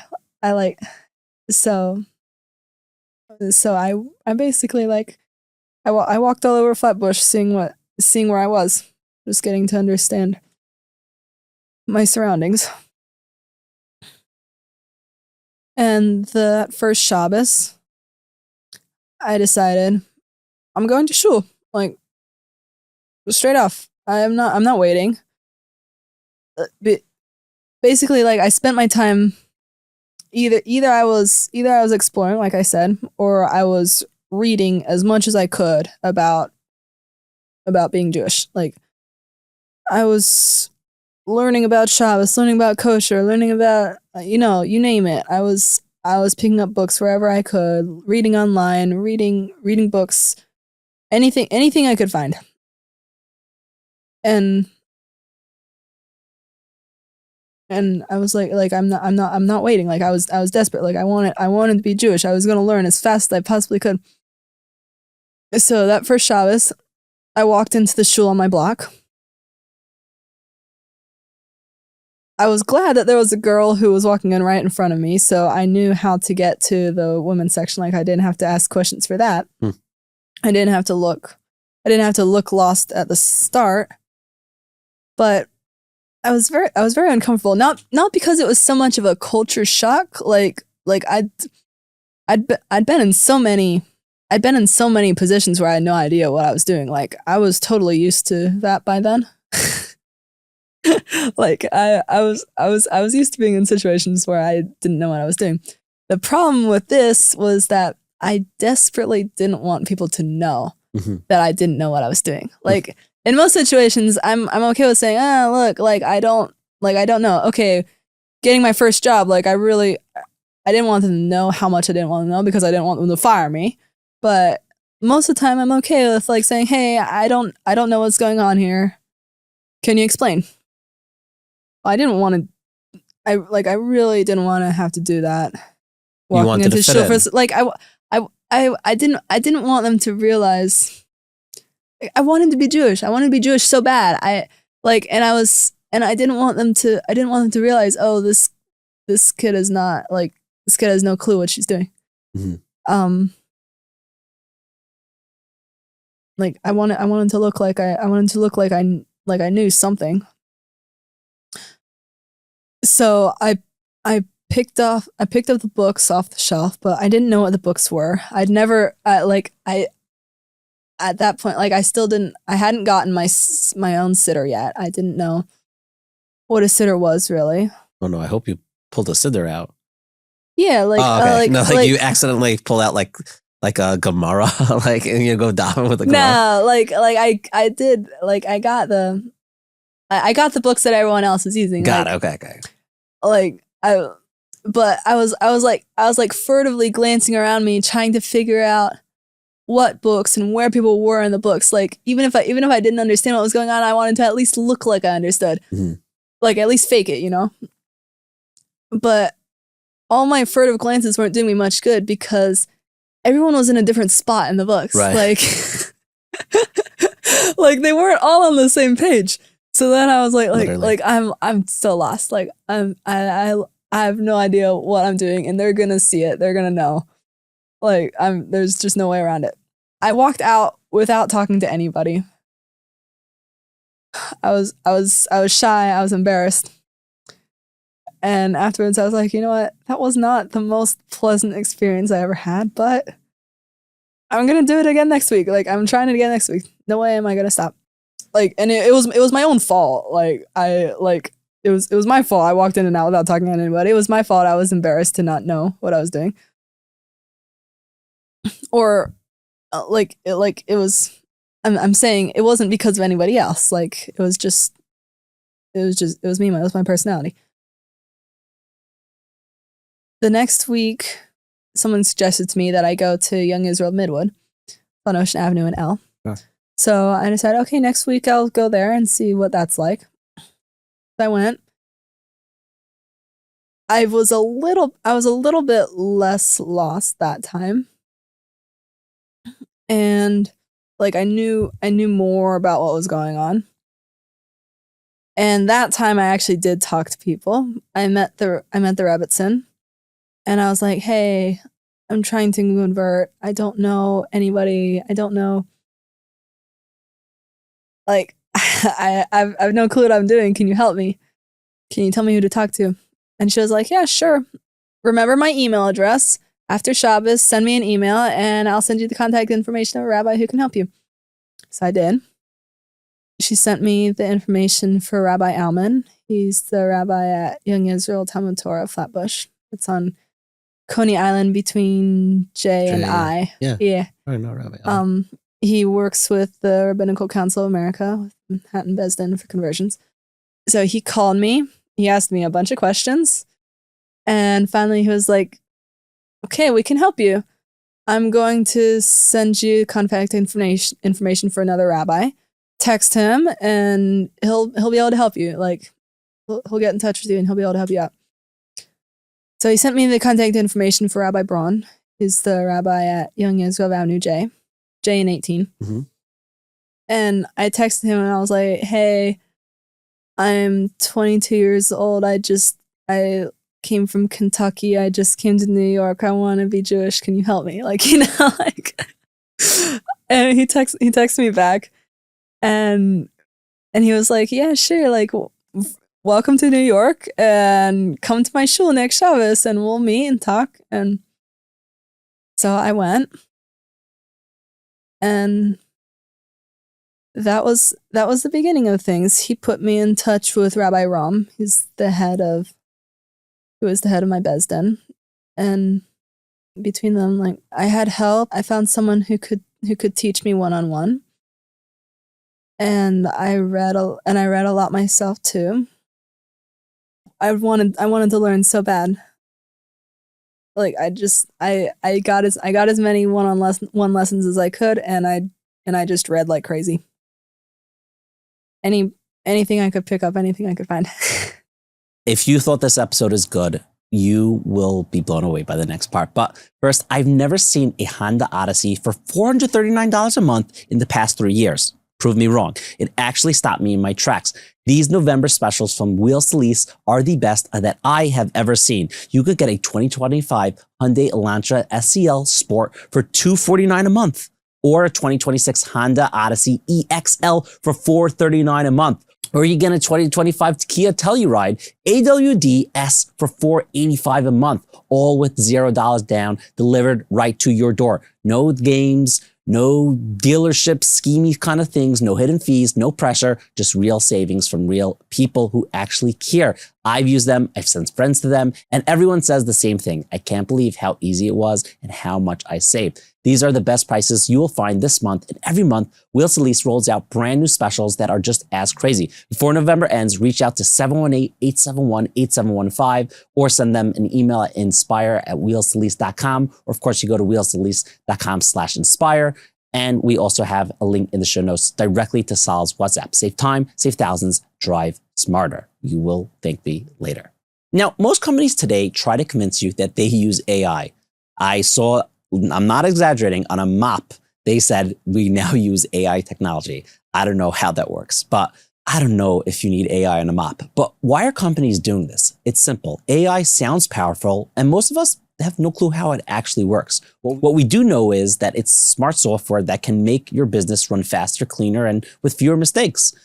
I don't care what line of work you are in. If you are in an admin in a nursing home, maybe you're running a law firm, maybe you're managing medical offices, maybe you're leasing cars or operating an IT company, maybe you're operating on people because you're a doctor. The right backend system can save you more time and money than you realize. That's where BitBean comes in. They offer a free consultation. They don't bite and they don't hound you. Just give them a call and they will walk you through how it works. They will sit with you, understand what your business needs, and build a custom software that actually helps you get things done. They are the biggest in the frum world for a reason, and they have more experience in your field than you probably realize. Reach out to today at bitbean.com and thank us later. Now back to this week's episode. And how was adapting into the frum community as time went on for you? I made friends quickly. That's great. It happened easily. Like by shul, by other places I met people like, I don't know, it just happened. I have some really great friends now. Amazing. By the end of like my third week in Brooklyn, I knew what it meant to keep Shabbos, and I was keeping Shabbos except for one malacha. Oh. And I was. Which malacha did you use? Did you do? Or you switched up? I switched up. It was hard for me. Like I hated it. I really doing that malacha. I hated having to do the malacha. Right. Yeah. Like because it announced that you're not Jewish at that point. I never did it in front of anybody else. No, but I'm saying that doing it is symbolizing that you're not Jewish. It hurt. Like I wanted so badly to be able to keep Shabbos. Just keep it the whole way. Hold on, which malach? Give me an example of one of the malachas that you did. Like you do bayrer, like which I mean, lighting a fire like probably is pretty. It was different every week. My personal stipulations was one, I didn't do it where in a way that anyone else could see or know. Right. And two, I made sure that I was doing something that I wouldn't necessarily want to do. Right. Like it was very obvious to your, or like I don't want to do it. Like it's useless to me. Mhm. I'm doing it just because I have to. Right. Like if it was something that I would actually want to do, like say it would benefit me in some way. Right. That I would not do. Right. You'd clearly do a malacha. Like I do something that You'd go out and you'd sow. No, I'm kidding.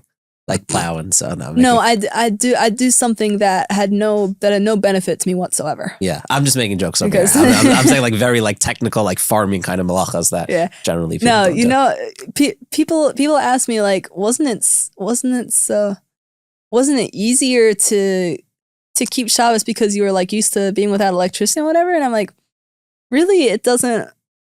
Like if you're thinking most of the malachas of Shabbos have to do with electricity, really no. Like yeah, a lot, but for me, you can't write on Shabbos. Right. I love to write, so for me, it was different things. Different things are harder because of my own personal experience. Okay, maybe electricity wasn't so hard, but there were other things like that I would naturally want to do that you can't do on Shabbos, so I wouldn't do. Like carrying, you're in carrying, Brooklyn. You can't carry to shul anywhere. Right, you can't. Yeah, no. There's a lot of things that, like, it's not just electricity. Totally not. Do you feel, not in a negative way, do you feel it's more restrictions as a Jewish person? Because I believe there are more restrictions.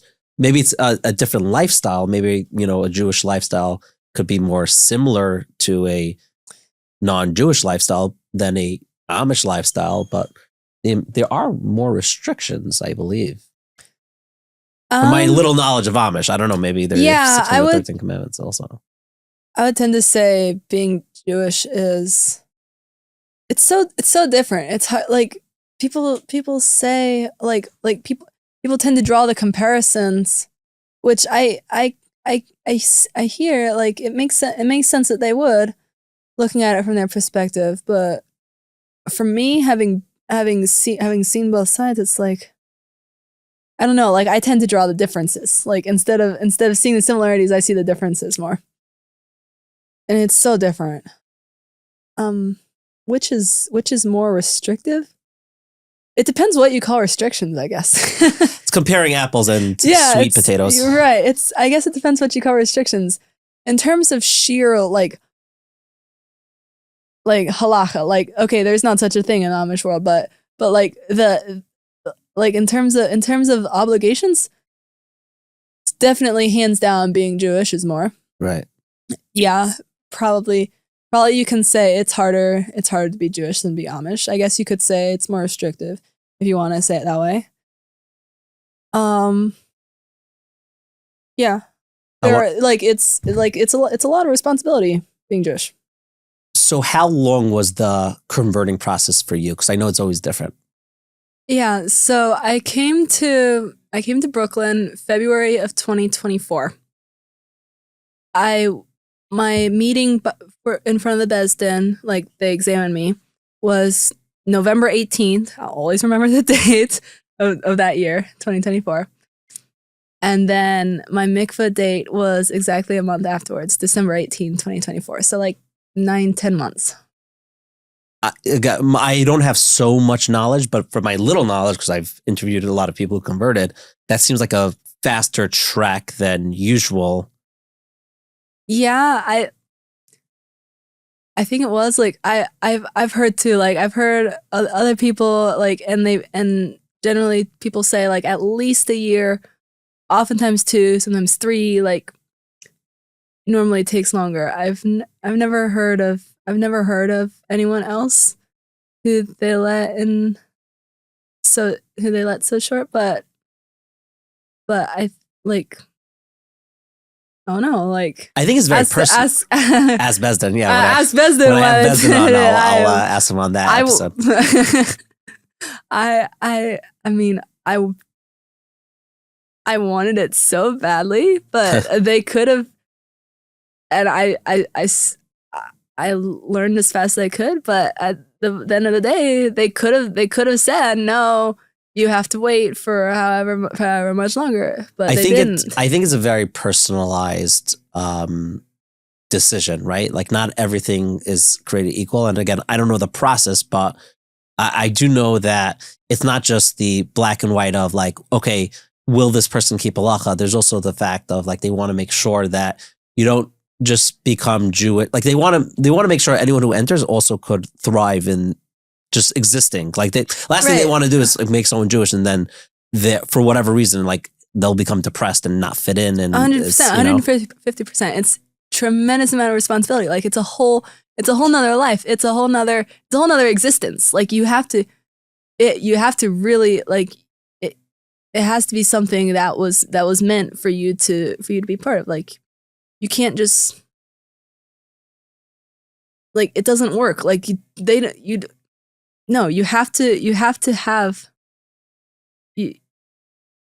Basically, you have to have a Jewish soul to be able to be Jewish and it work. Like True. you can't just and people ask me sometimes like, don't like isn't it restrictive? Isn't it like all these mitzvahs? Like we make things really hard for ourselves. Like no, like why did you decide you wanted it?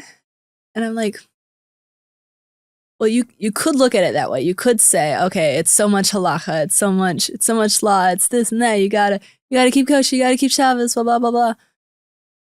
And it's so hard. Like, why?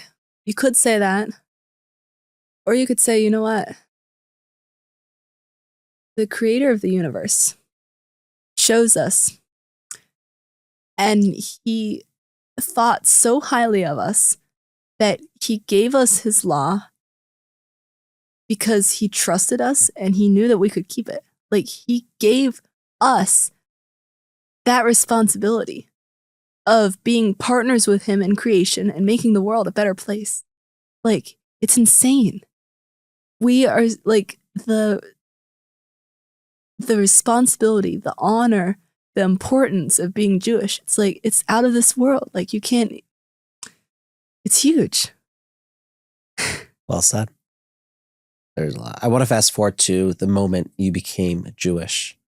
The day. How did it feel to like finally, like you just Oh my gosh. pursued this, traveled so far, came all this way to do it? Absolute best day of my life. Like it, going to the mikveh, coming out, like I was screaming, I was yelling, I was jumping up, like I couldn't contain how excited I was. Like it was literally the best thing that ever happened to me. Like finally, like I was a Jew, and I'd waited so long, and I wanted it so bad, and like really, like I'd come home. Like it was, I don't even know. Like there aren't even words. There aren't words to say. Like I literally, I was yelling at the top of my lungs. I was crying. I was laughing. Anything. Like I couldn't. I was on cloud nine. I was higher than cloud nine. Like it was so amazing. It's amazing. And you're actually next week going to Israel for the first time. Yeah, 4 days. In 4 days, I'm flying to Israel. I keep thinking of what it'll be like the moment my feet touch the ground. And I know it's Israel. It's the ground that Hashem gave to Abraham and Yitzchak and Yaakov. It's the ground that we do Shemitah on. Like it's the ground like it's home. Like, what's it gonna be like to stand on that ground?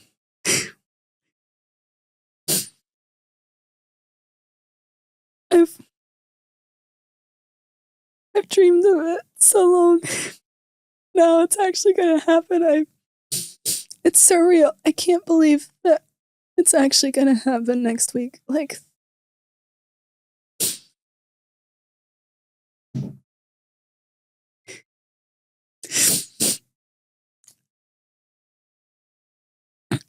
I can't believe it. How do you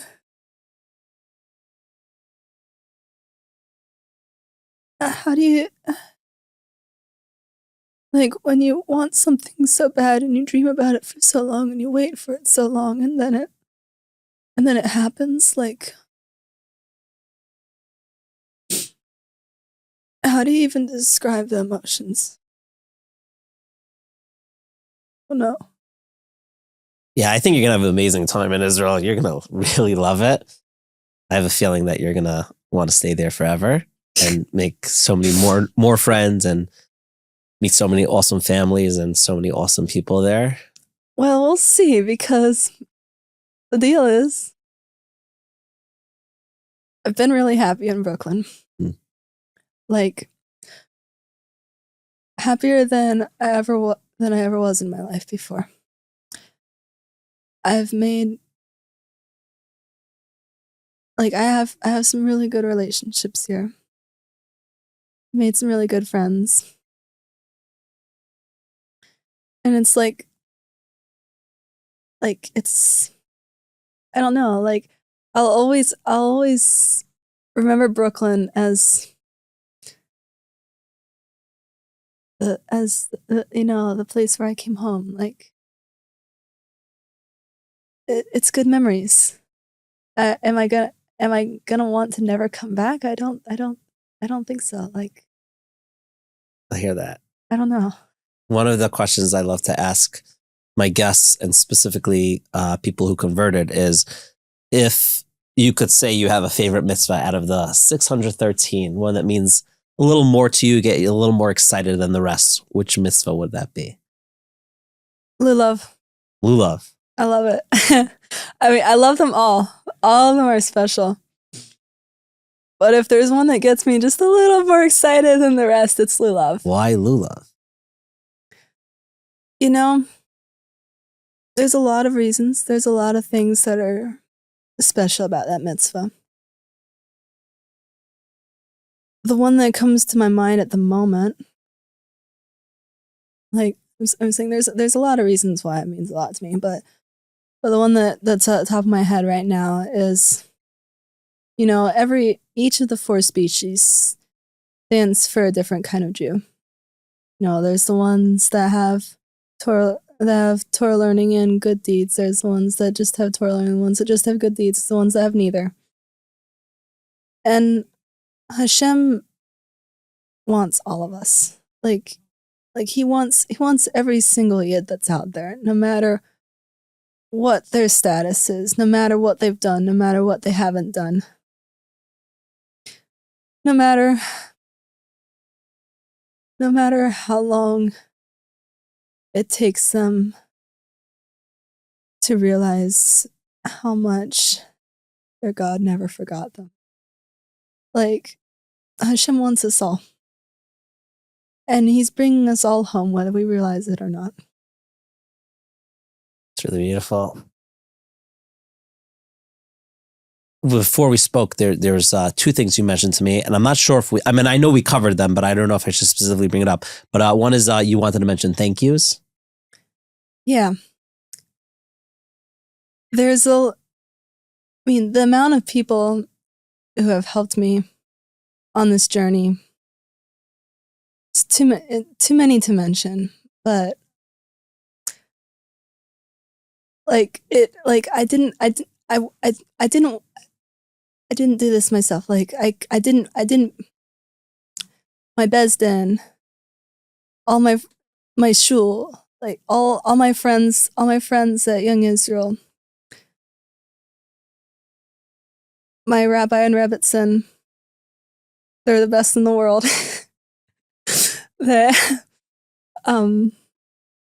Rabbi Braun, the rabbi of Young Israel, he's still my rabbi, and his family, they're awesome. They're great. If it wasn't for them, I would not be here sitting right now doing this. They're the support they've given me. It's and like that, and so many people. It's too many to name. The Taub family across the street from me, the Yarmark family down the street from me,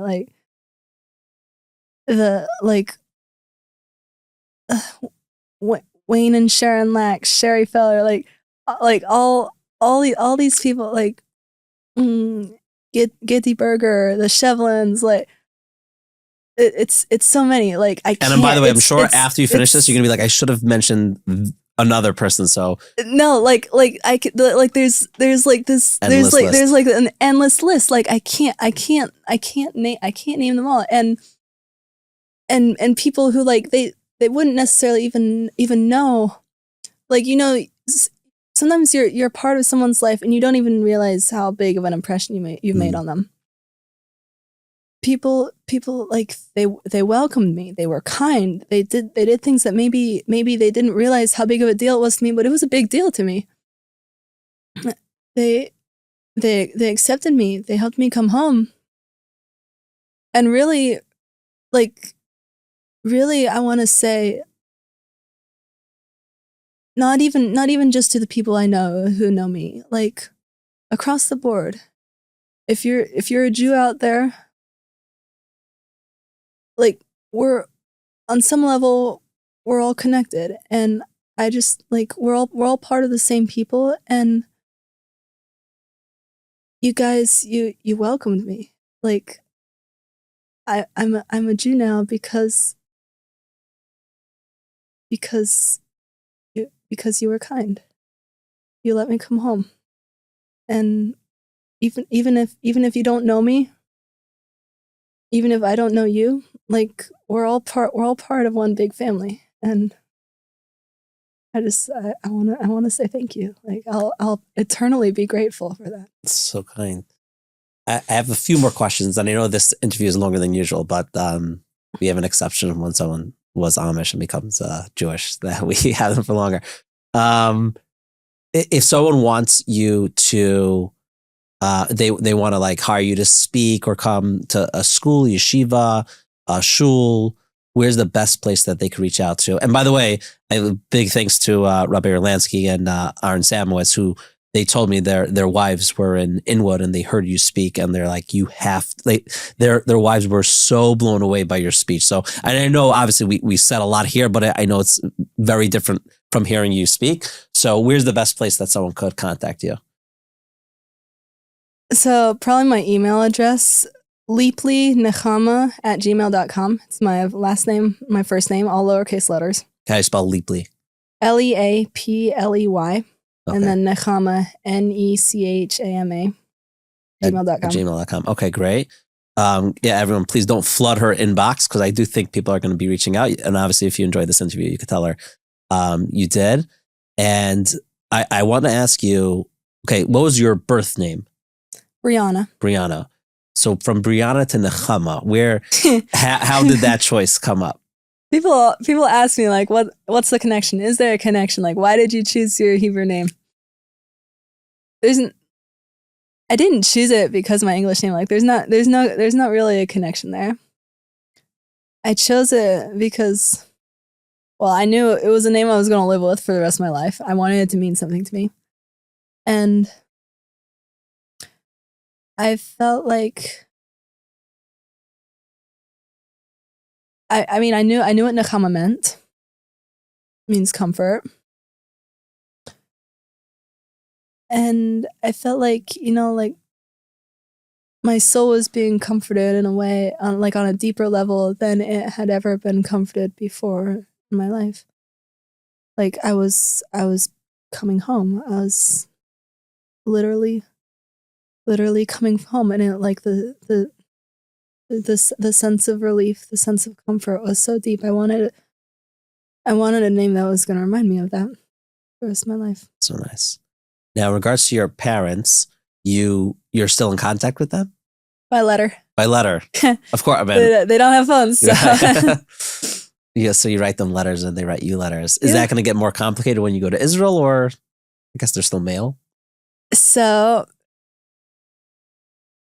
yes, but no, because Moshe Gottesman, so grateful for this. He made the amazing offer that I could email him my letters. He'd print them out and mail them to them. Oh, that's and so nice. and they could mail their letters to him, and he'd scan them and send them to me. That's like, so cool. Wow. Who thinks of that? It's like so thoughtful, right? Yeah, it's that like is very nice. That is so sweet. It's like, yeah.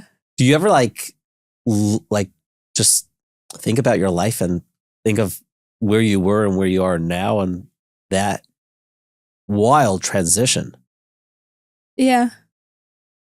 Yeah, no, like honestly, it's been a lot of wild transitions, and it keeps going. Yeah, I mean, you're about to go to Israel. It keeps going. And then eventually you'll get married and start your family or whatever, but like... We'll see. Whatever, but it's just crazy transitions. Yeah, it's... Oh, you know what? Hashem knows what he's doing. Do I know what he's doing? No. That's the short answer, no. I don't know. I'm thankful that he brought me here. And I think the least I can do and the most I can do is trust that he knows where he's taking me next. Really beautiful. I want to end on this question. And I know I'm going to get flack that I didn't ask you a trillion other like Amish related questions, but we asked a lot. But I want to ask you, for someone watching or listening to this that has a fear of change, like I think many of us do. We get used to whatever comfort we have in life, even if it's uncomfortable. What advice would you give to someone who's scared to make a change, but a change that maybe will lead to a better life? What advice would you give to them? I would tell them that it's okay to be scared. It's okay to feel like you're so far out of your comfort zone and you wish you'd weren't where you were and you wish you could be, or you felt like things were more normal. It's okay to feel that way. But at the end of the day, you can know that if it's the right thing to do, and Hashem puts you in that position, He's going to give you the strength to make it through. If you have to do it, then you'll be able to do it. Nechama Leapley, thank you so much for coming and doing this. Thank you for asking me. It was you who asked. I'm thankful that you said yes. If you got this far in this week's episode, please leave the word wow in the comments. Also, please give your support for Nechama. She will be looking at every comment and she deserves all the love in the world. I still cannot believe we were able to make this episode happen.